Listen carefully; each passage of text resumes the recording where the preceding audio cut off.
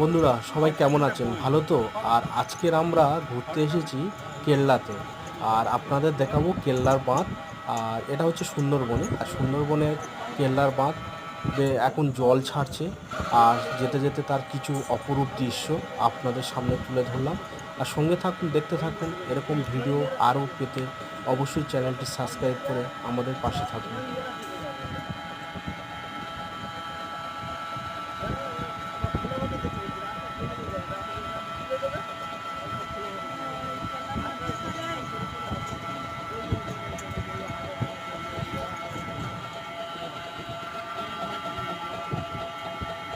এই বাটা ছিল